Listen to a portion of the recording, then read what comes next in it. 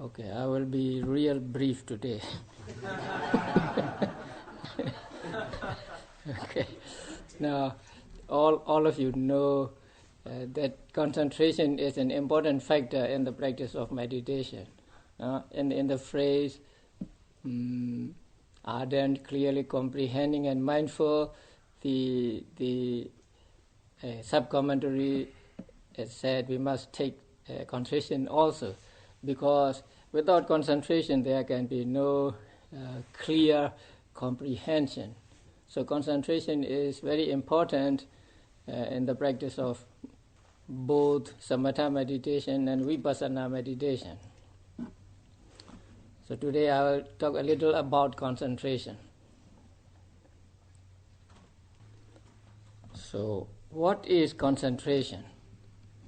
Now, concentration is the translation of the Pali word samadhi. Now, there is another word for concentration, and that is ekaggata. So it both means concentration in English. So concentration is a mental factor, like understanding, like mindfulness, like effort, like attention. Concentration is also a mental factor. And this is the mental factor that arises with citta. And it keeps the citta and its concomitants on the object. It doesn't let the consciousness be distracted to other objects. And also it keeps the mental concomitants coordinated or together. It does not let the mental states scatter away. So this is the function of concentration or samadhi. So there are two things. Concentration puts the mind or citta and cittasika on the object. And when it put the citta and cittasika on the object, it does not let them to be distracted to other objects. That is one function. And then it keeps the concomitants together. It does not let them be scattered. So this is the function of concentration or samadhi. Etymologically, the word samadhi is composed of sam, R, and D. D together with R means holding or placing, putting. And sam here means evenly and correctly. So correctly means not letting it to be distracted, and not letting the concomitants to be distracted to other objects. And evenly means keeping the mental concomitants together. So that is the function of samadhi according to the etymological meaning. So different mental states have different functions, and although they arise together and they work together, they do their own functions. They will not do the function of the other mental states. So their functions are well defined, and it is important that when they arise together, they do their own functions, and they do them evenly, that is in balance. So as you know that the five faculties should be balanced when you practice meditation. And yogis are said to gain concentration when they are able to subdue the mental hindrances. Now there are 5 mental hindrances, that is desire, ill will or anger, sloth and torpor, restlessness and remorse, and doubt. So these are called mental hindrances, and so long as they are in the mind, the consciousness cannot be concentrated. So when they are subdued, when they settle down to the bottom, as it were, then yogi are said to get concentration. When yogis get concentration, their mind will be on the object most of the time. I said most of the time because there can be very infrequent wanderings now and then, but it is very, very rare, and the mind is able to be on the object or with the object. And Buddha exhorted his disciples to develop concentration. Buddha said, monks, develop concentration. A monk whose mind is concentrated sees things as they really are. So to see things as they really are, to see the true nature of things, we need concentration. And so we develop concentration with the help of mindfulness and effort. So actually, when we practice meditation, all these factors are involved. We make effort, we try to be mindful, and when our mindfulness becomes strong, the mental hindrances are subdued and our mind can stay on the object or stay with the object most of the time. So that is the time when we begin to see the object clearly and its characteristics and so on.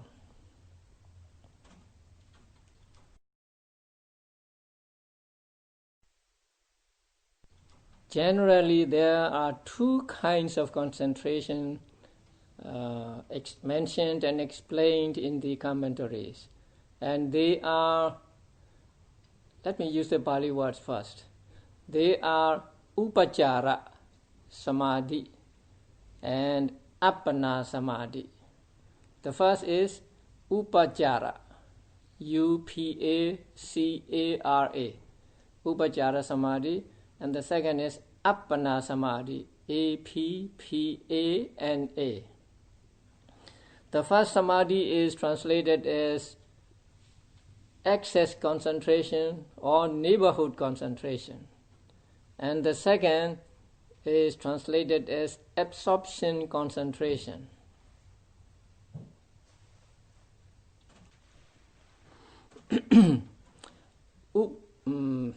Neighborhood concentration is so called because it is in the neighborhood of absorption concentration. Now, absorption concentration means jhanas, and in other contexts it means magga and phala also, path and consciousness also. So it is called neighborhood concentration because it is close to or in the neighborhood of jhana concentration. And it is through this neighborhood concentration that the absorption concentration is reached. This neighborhood concentration is also called excess concentration. These two kinds of concentration can be met with in samatha meditation. So when a person practices samatha meditation, he first tries to get excess or neighborhood concentration, and when he is able to subdue the mental hindrances, then he is said to gain the neighborhood concentration. So neighborhood concentration is a strong concentration which can keep the mental defilements suppressed or subdued. And when this neighborhood concentration is further developed, then the jhana concentration arises. So jhana concentration is stronger than neighborhood concentration.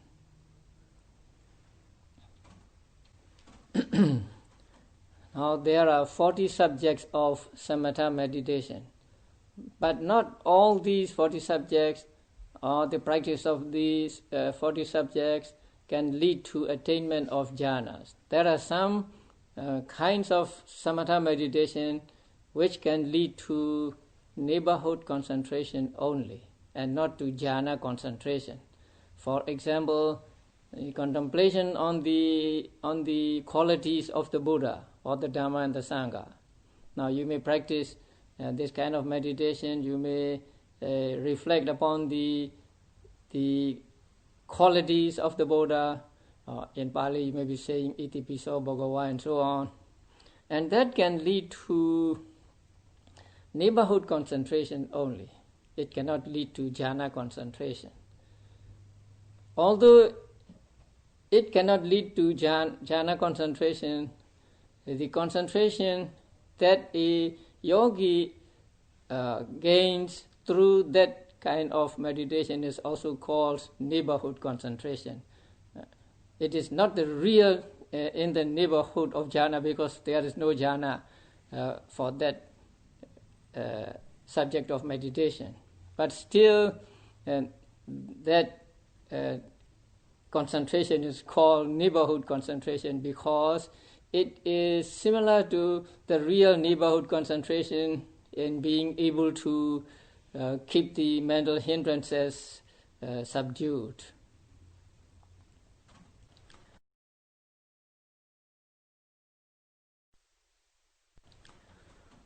Now, when a yogi practices vipassana meditation, he has to go through 7 stages of purity, and he cannot skip any one of these stages of purity. And the first stage is called the purity of moral conduct.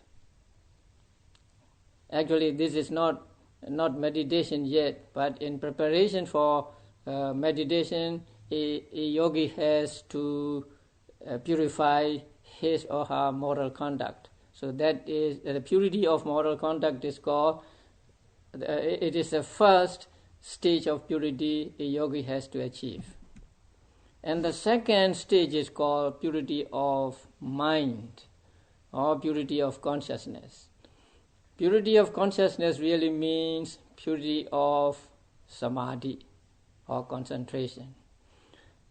And that purity of mind is explained as consisting of these 2 kinds of concentration, neighborhood concentration and the jhana concentration. So in most commentaries we find only these 2 mentioned as the purity of consciousness or purity of mind. Now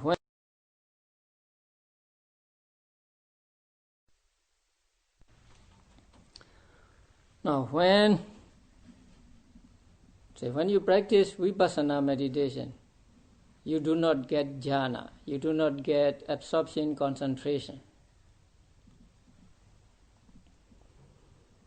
Then do you get neighborhood concentration? Because a vipassana yogi must also get some kind of concentration. As you know, without concentration there can be no clear comprehension, no penetration into the nature of things. So a vipassana yogi must also get concentration, but his concentration is not called neighborhood concentration simply because it is not in the neighborhood of jhana concentration, and his concentration is not jhana concentration. So there is another kind of concentration, let us say peculiar to the practitioners of vipassana meditation, and that third kind of meditation is called, concentration is called momentary concentration.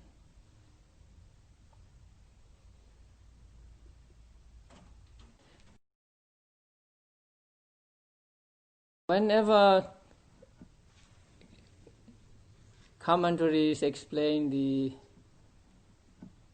purity of mind, they do not include momentary concentration. They always say purity of mind consists in the neighborhood concentration and excess concentration.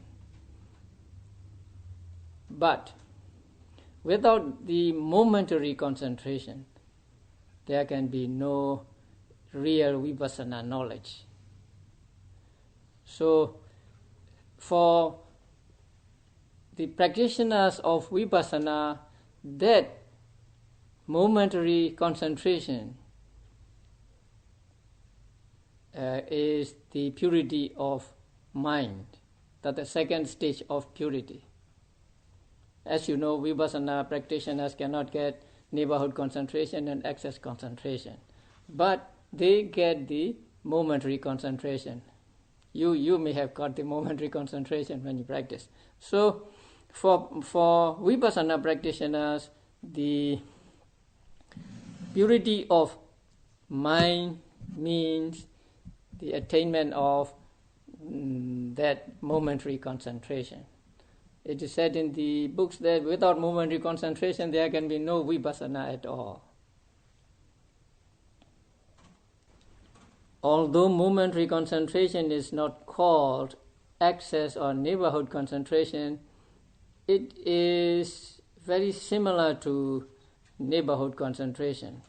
Now it can be unmoved, or it can stand firmly against the opposition or mental hindrances, and also it can keep the mind firmly on the object, as can neighborhood concentration. So although it is not called neighborhood concentration, it is almost the same as neighborhood concentration. But there are people who take the explanation given in the commentaries literally, and then they do not agree with our saying that momentary concentration is the purity of mind for vipassana practitioners, because they will always point to the explanation given in the commentaries that there only the neighborhood concentration and jhana concentration are mentioned as purity of mind. Now, in order to understand this, we need to understand that there are two kinds of yogis. Yogis who begins with samatha meditation and gets neighborhood concentration and absorption concentration first, and then later he would take the neighborhood concentration or jhana concentration as the object of his vipassana meditation. Now, such a yogi is called a yogi who has samatha meditation as his vehicle. So a samatha, let us say samatha practitioner. So a samatha practitioner is one who first practices samatha meditation and then practices vipassana meditation. And during the time of the Buddha, most disciples went, I think, this way. First they practiced the jhana, they practiced samatha meditation to get the jhana, and then they changed to vipassana meditation. And the commentaries had, I think, such kind of yogis in mind when they describe the purity of mind as consisting of two concentrations. Because in Visuddhimagga also, now Visuddhimagga is written for a person who has samatha as a vehicle, not for pure vipassana practitioner, that we must understand. So when we are talking about a person who has practiced first samatha meditation and then goes over to vipassana, we will just say that purity of mind means these two concentrations. Although momentary concentration is not mentioned as belonging to purity of mind, this momentary concentration is mentioned in the commentaries and sub-commentaries. And as I said before, not just one, sub-commentary said that without momentary concentration there can be no vipassana. So Mahasi Sayadaw taught that we must take the momentary concentration as the purity of mind for vipassana yogis.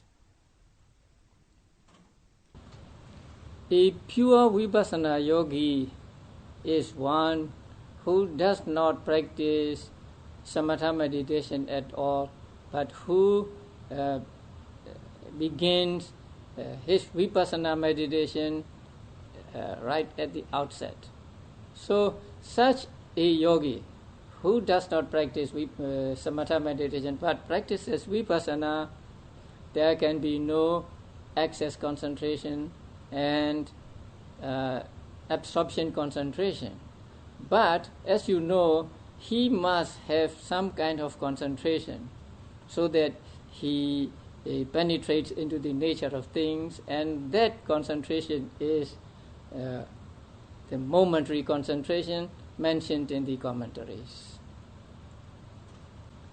So we were always in need of a textual evidence that momentary concentration is also the purity of mind. So I always look for this when I read books, and fortunately about a year ago I found such a statement. So it is in a commentary called Sara Sangaha. Although it is later than the Venerable Buddhaghosa's commentaries, actually it is a compilation of the explanations given in these commentaries. So there, to my joy, I found that the momentary concentration is explicitly included in the purity of mind along with the other two kinds of concentration. So we can point to that commentary as a textual evidence that the momentary concentration constitutes purity of mind, or the second stage of purity for vipassana practitioners.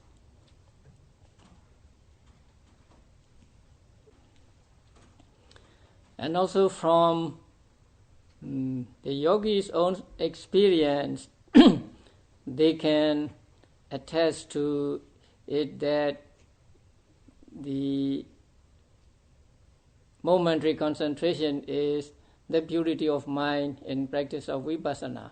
Now, every vipassana yogi must have obtained the momentary concentration. If they do not get momentary concentration, they will not see the arising and disappearing of objects, they will not see the impermanent suffering and non-soul nature of things. So since they are seeing these characteristics, they are seeing the objects clearly and the arising and disappearing of the objects and so on, that means they have this momentary concentration. So through this momentary concentration, they are able to see the true nature of things, and so the momentary concentration is the purity of mind, or second stage of purity for vipassana practitioners. So even if we do not point to the books or read the books, through our own experience, through the experience of yogis, we can prove that there is a kind of concentration gained by vipassana yogis, and that concentration is not neighborhood concentration, not jhana concentration. So if it is not neighborhood concentration and not jhana concentration, but a kind of concentration, then it must be none other than the momentary concentration. So momentary concentration is important for vipassana yogis, and we try to attain momentary concentration by paying attention to the object at the present moment, by making effort to be mindful or to develop mindfulness. So would you say that in our practice concentration is missing, or in our practice there are only 7 factors of path and not right concentration? I'll leave it to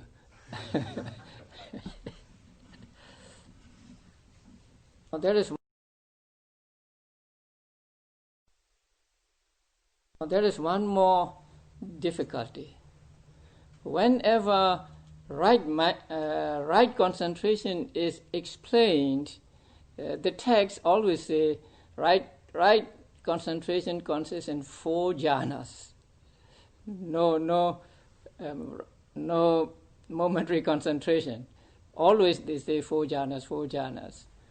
So there are people who think that you must have 4 jhanas before you practice vipassana meditation, and so they insist on you practicing samatha meditation to get 4 jhanas, and only after that you have to practice vipassana meditation. But the way of vipassana, pure vipassana, is mentioned in the Patisambhida Magga, which is an authoritative text in Theravada Buddhism, and following that in the commentaries. So in the commentaries it is said that a person does not practice samatha at all, but he practices vipassana. And then through vipassana he gained enlightenment. If he gained enlightenment through vipassana and he has no jhana, there must be some kind of concentration, and that is the momentary concentration. So, in my opinion, I will take that statement in the text explaining that 4 jhanas, the right concentration consists of 4 jhanas, to be non-exhaustive, right? So we can add some more to this.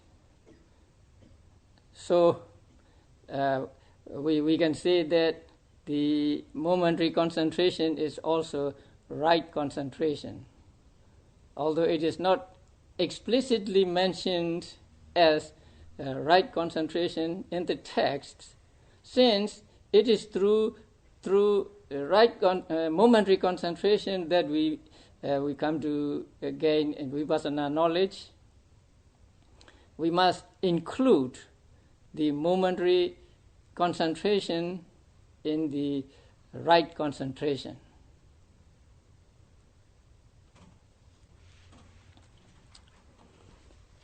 So I told you this for your information. But when you are practicing, don't think of anything like this. Just practice. Be mindful of the object. Don't miss to be mindful of the object at the present moment. So that is the most important. If you are thinking about this, then you will be sidetracked. Yeah. Your mind will not be on the object, and so you are out of meditation. So when you are practicing, you don't go to these speculations or thinkings.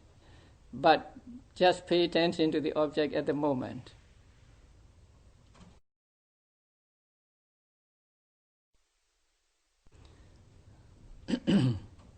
So today we end our Thanksgiving retreat. Although this retreat has been eventful for me, I'm very pleased with the yogis practicing diligently and following the instructions. And I'm also pleased with the reports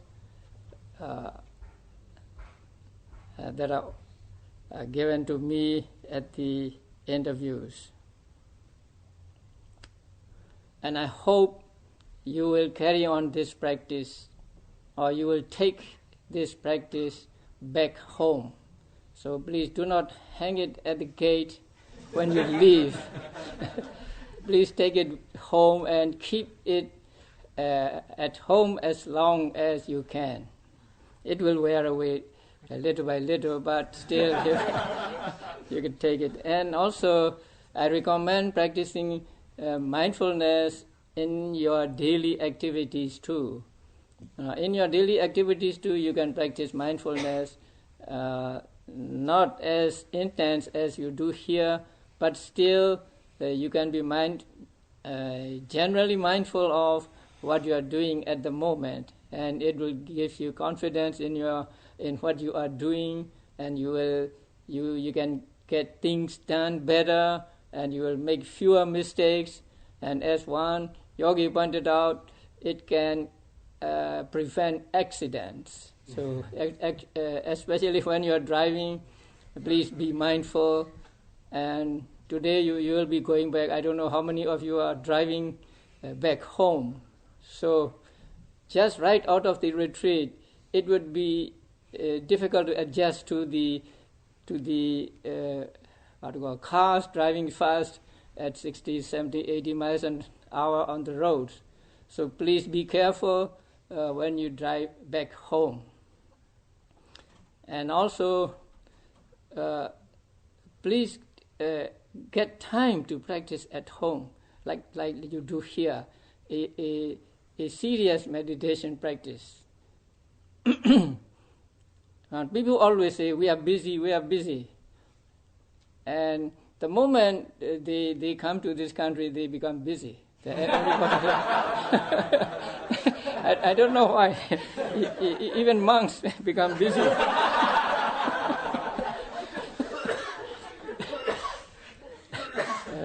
But I think we can get time if we want, right? If we try. So I always suggest people get up a little earlier than usual.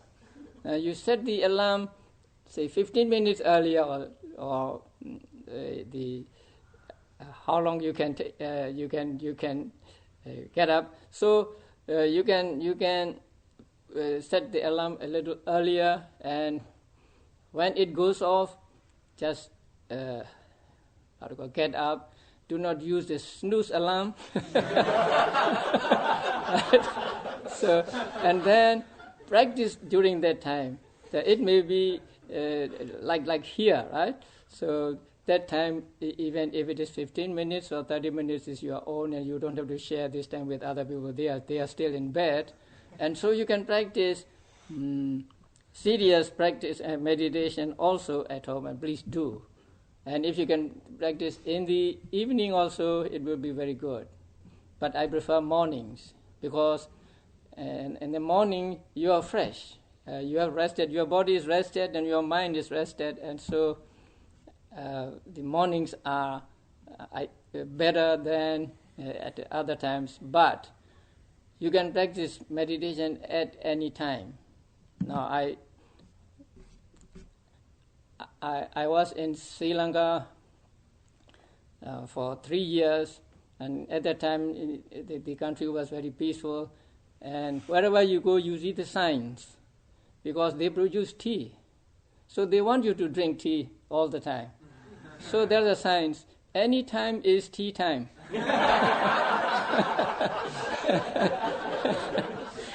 Okay. So to adapt to our meditation, any time is meditation time. Okay. So you can practice meditation anytime, but you may choose the best time for yourself. And please carry on this practice so that next time you go to a retreat, you can get into the practice easily. Because it is like physical exercise. Then you have to do it every day. Then if you stop doing physical exercise, then you will lose the the big muscles and so on. So it is important that we practice every day. And also you can practice on two levels, as I said before. On a slight level, say when you are doing your daily activities like driving, cooking, cleaning, and so on. And then you aside some time for yourself and practice serious meditation. So if you keep on doing this, you will get benefits, worldly benefits as well as spiritual benefits. So please carry on this to back home and then keep it there as long as it lasts, and then practice meditation so that one day you reach the goal of all Buddhists, that is extinction of suffering. Sadhu, sadhu, sadhu.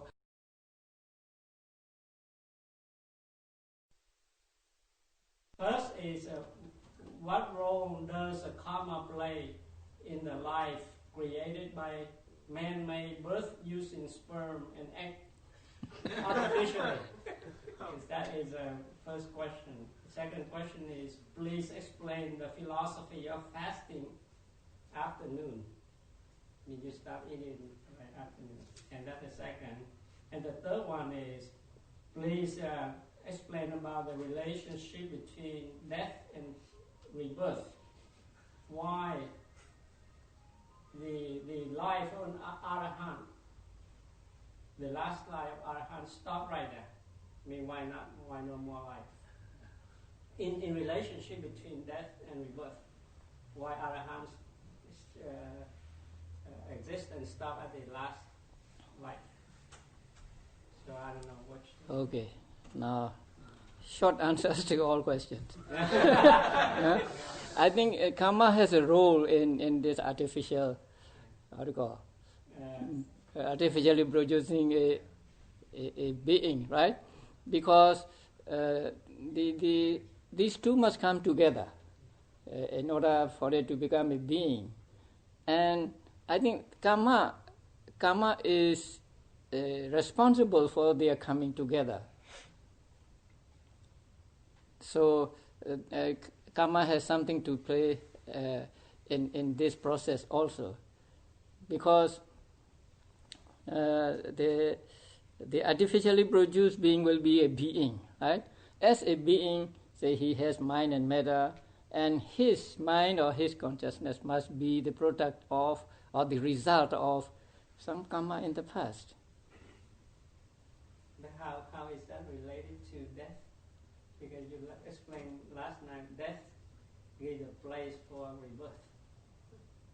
And here we don't see any death at all, just a sperm and egg. And whenever the scientist or whatever the doctor want to put together, then there's life. Yeah, the maybe a tube or something, right? That serves as a place for its what do you call? Yeah. That tube is like a womb of the mother, and so what is essential is the sperm and the ovum coming together, meeting together, and then develop into a fetus or a being. So this can be the result of the karma in the past. So without karma, no being can be reborn. Whether it is artificially made or it is natural. I think once there is a being, then this being must have a cause, right? And so that is according to Abhidhamma, some kind of karma in the past. So his karma makes him reborn as a test tube baby. No, not as the ordinary baby born of a human mother. So that is the only difference. Xin được tóm tắt là cái câu hỏi. Please explain the philosophy of fasting afternoon. I think it is a custom of those who have renounced the world not to eat in the afternoon. Not only Buddhists, but other ascetics as well during the time of the Buddha practice not eating in the afternoon. And I think skipping one meal or not eating in the afternoon is good for health. You give the stomach some kind of rest period, and actually we eat more than we need. Especially people in this country. So if we eat just what we need, well, I think it's more comfortable. Now, when I eat, if I eat as much as I can, I don't feel well, say, for 2 or 3 hours after eating. But if I eat just a small amount, I feel very comfortable, and I don't feel weakness or whatever. And also, skipping one meal is beneficial for spiritual practices because you get more time to practice. Now, imagine if we eat both meals, what would you have to do for us? Even a morning meal, many people have to do to cook and prepare for us, right? If we are going to eat 2 meals a day, people will be just cooking for us all the day and they won't have any time to practice meditation. So I think that is why those people who have left the world and gone forth do not eat in the afternoon. There may be a question. Why not skip the morning meal and take the evening meal? I think people make evening meal more elaborate, right?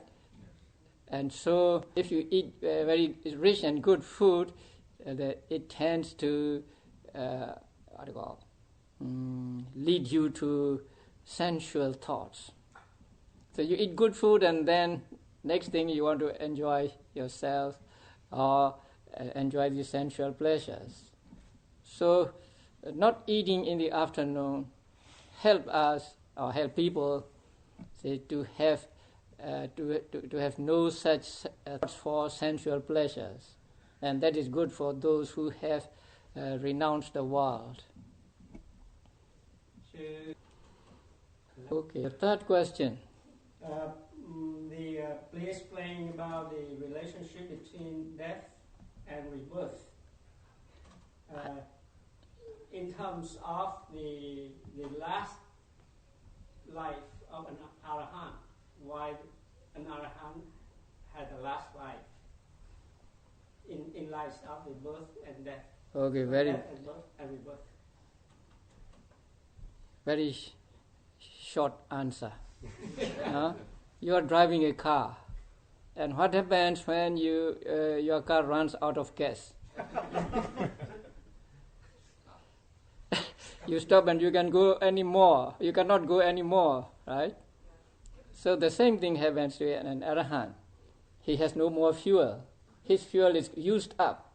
So since there's no fuel, that means ignorance and craving and also other mental defilements, there can be no more rebirth.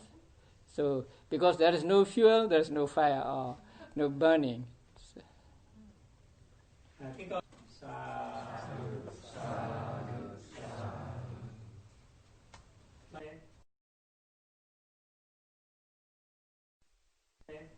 And offer the dana you all put together and offer to the sangha. Thank you very much.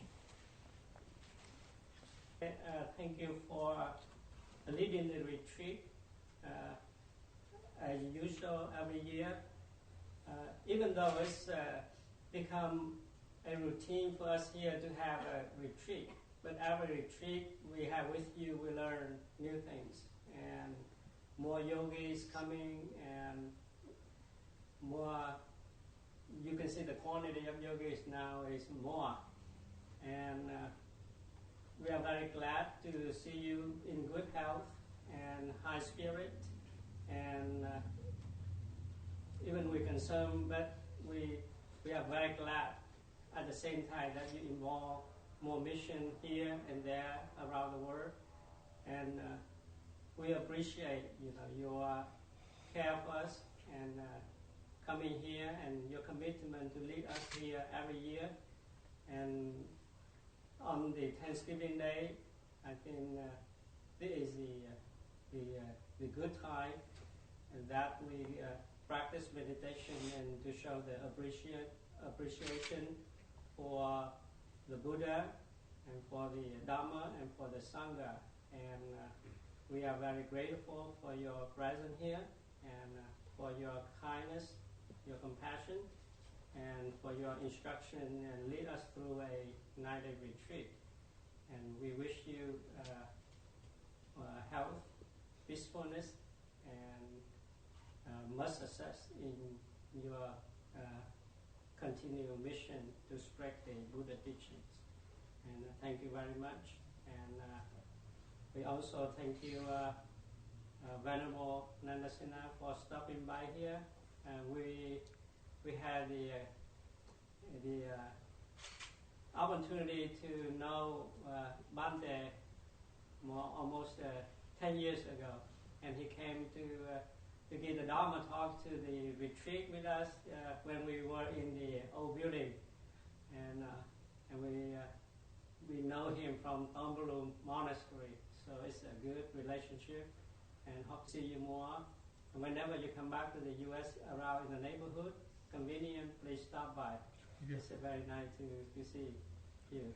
And thank you for Venerable Panyalipa for helping and for helping Bante and helping the yogis and all of us here.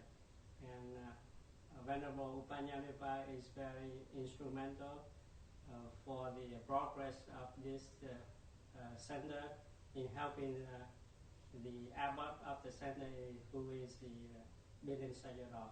And thank you very much. And we also thank you, Venerable Agasami. Venerable Agasami is the TMC's resident monk, but he traveling around here and there and established monasteries in different places. But whenever we need him here, he's be back right away. So, and he helping especially the Vietnamese yogis and help us to publish books about the Buddha teachings in Vietnamese. So his coming here is a bless for us. And last but not least is we are delighted to see. I'm sorry, I don't know the name when the two TMC yogi became a monks. So let me have the permission to say Uyar and Rudy. And we are delighted to see you two become monks. And we do ever we can make your short period of become a monk is valuable. And we are very delighted to see you two in the world. And it's a bless for the center. And finally is thank you all the yogis for coming here. More than 60 yogis this year, the most crowded ever we had at this center, except the youth retreat. The youth retreat is 70. So this is we are in competition of the younger generation now. Let's see in 2 years who's reached the destination of the competition. So when some of you came at the last minute, and without registration. It's very difficult for us. We don't know. We don't want to say no, but so we say yes. But then we are very happy. We are very happy, really happy, because we see more of you. We're very happy, but we worry at the same time. So with 60 people, the accommodation, even we complete the lady quarter. After we almost complete, we had this status. We feel very, very confident that this year we handle them fine. But then all of a sudden we see so many of you, we're not sure we can handle it as we thought. But it turned out it's fine. And if any pitfall, we try our best. But of course, there is something we can improve upon, and any inconvenience happening, like we miss your name on the interview list or call you some inconvenience, we take this opportunity to apologize for that, and we hope that you all have a good time, and please come back. If not, we have a more special retreat, but if you cannot come, please come here again next year on Thanksgiving. So we thank you for your coming, and also I take this opportunity to say thank you to the volunteers and all the yogis too, volunteer to have the retreat, and on the other volunteer and the staff, like Mrs. Nguyen Kim, he's always make sure the food ready for the yogi, and even though it's in a very difficult situation for her right now, she has to take care of her husband, but she always try to be here to help make the food ready for the yogis. So she's a very special contribution to the TMC. And also thank you, Mr. and Mrs. Yu, also helpful during the retreat, and women too. And Mr. Shen, he released me of the duty to do on the accounting and the interview and food, so that I can help outside. Without his help, I wouldn't be helping outside that much. I got to be in the office most of the time. And Peter, who took time to register and make the arrangement and task assignment, and Sandu in that take care of the first day, and especially Guangtan, he made sure on the tapes, at least in English, because we missed up with the first step in Vietnamese.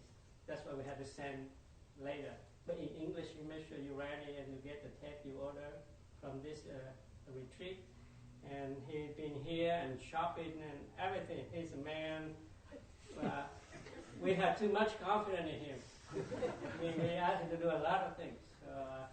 And anyone I missed, I don't know. And the nuns of the TMC, we had the nun, Kanchana. She arrived to the TMC 2 months ago, probably. And she already made a big difference at TMC by helping to serve the meal to the monk. And without her, we were struggling in that task. So we know how difficult it is. So her presence is very valuable. And take this official opportunity to show appreciation to her. And the Nun Viên Thân and Nun Diệu Pháp, they are very helpful to us. And in summary, thank you everyone for this good opportunity for TMC. And wish you all good health and more progress in your spiritual path. And thank you very much. Sadhu, sadhu, sadhu. Now, we'll say the blessing. But we'll do a sound. Bhavatu sabba mangalam rakhantu sabba devata sabba buddhanubhavena sada sukhi bhavantu te. Bhavatu sabba mangalam rakhantu sabba devata sabba dhammanubhavena sada sukhi bhavantu te. Bhavatu sabba mangalam rakhantu sabba devata sabba sanghanubhavena sada sukhi bhavantu te. Sabbhidiyo vivajantu sabba rogo vinasatu mahade bhavattvantarayo sukhi dīghāyuko bhava. Abhivadana silesha nityam buddha pacayino Cattaro dhamma vadhanti ayuvanno sukham balam. May all blessings be to you, may all deities protect you. By the power of all Buddhas, may happiness ever be yours. May all blessings be to you, may all deities protect you. By the power of all Dhammas, may happiness ever be yours. May all blessings be to you, may all deities protect you. By the power of all Sanghas, may happiness ever be yours. May you all be well, happy and peaceful. Sadhu, sadhu, sadhu.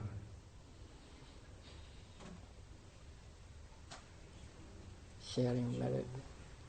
So now we will share merits. So first we will do it in Vietnamese and then we'll do it in English. May all beings share this merit. May all beings share this merit, which we have thus acquired, for the acquisition of all kinds of happiness. May beings inhabiting space and earth,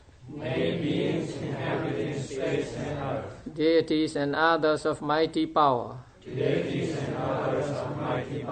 share this merit of ours. May they long protect the teachings. Sadhu, sadhu, sadhu.